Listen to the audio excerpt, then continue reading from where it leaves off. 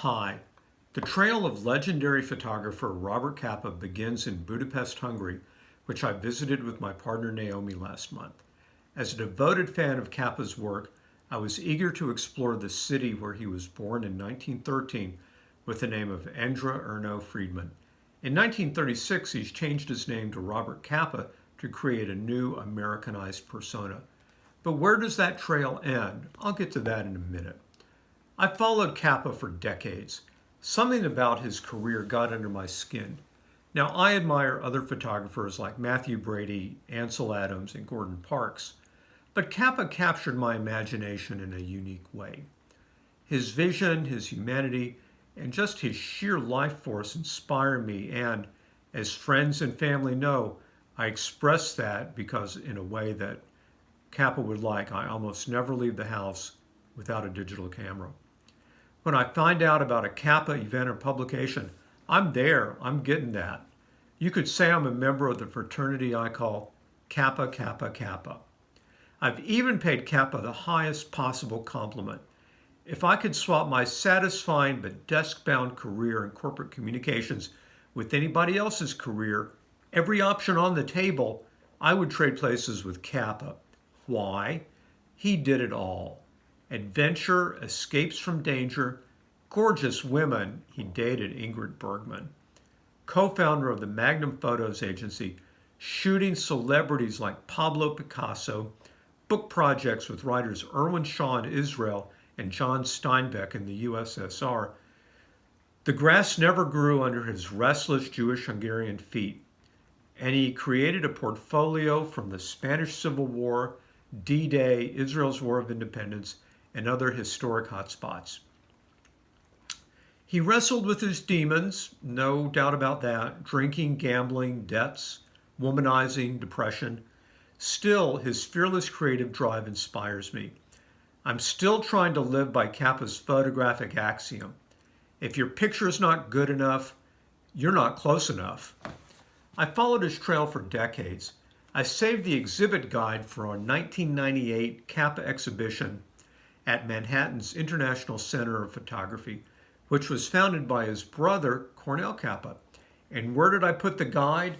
I slipped it into my 1948 copy of a Russian journal, which John Steinbeck wrote and Capa illustrated.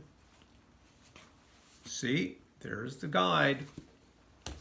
I especially like the book, The Great Escape, 9 Jews Who Fled Hitler and Changed the World by Katie Martin.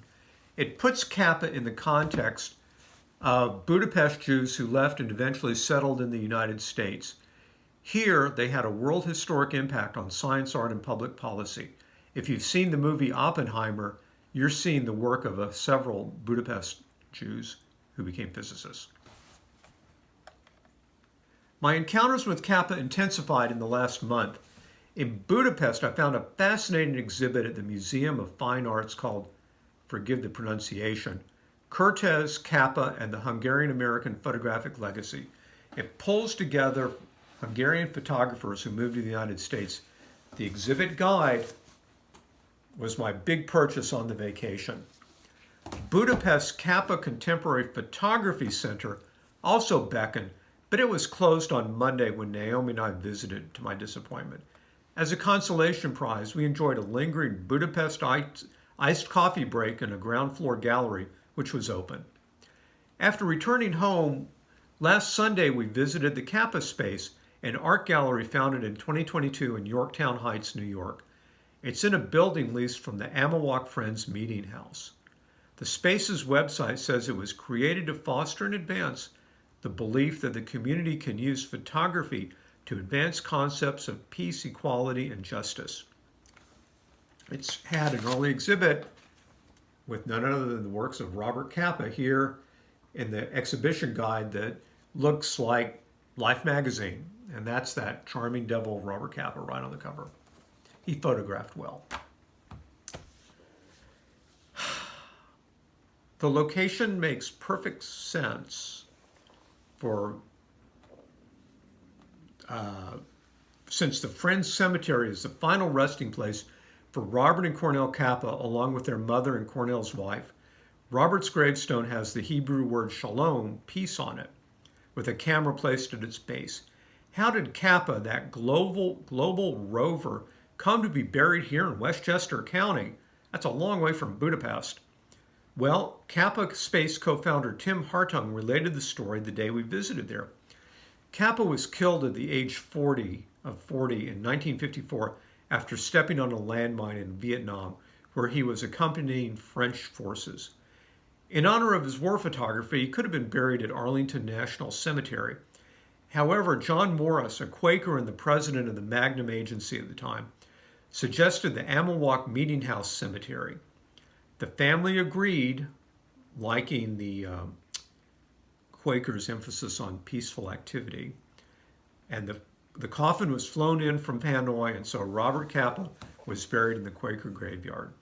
Decades later, John Morris of Magnum said, he left behind a thermos of cognac, a few good suits, a bereaved world, and his pictures, among them some of the greatest recorded moments of modern history. The family plot touched me deeply, along with the nearby space devoted to the craft that Capa gave his life for. From Budapest to Yorktown Heights, I traveled from his origin to a peaceful place where anybody can reflect on his legacy.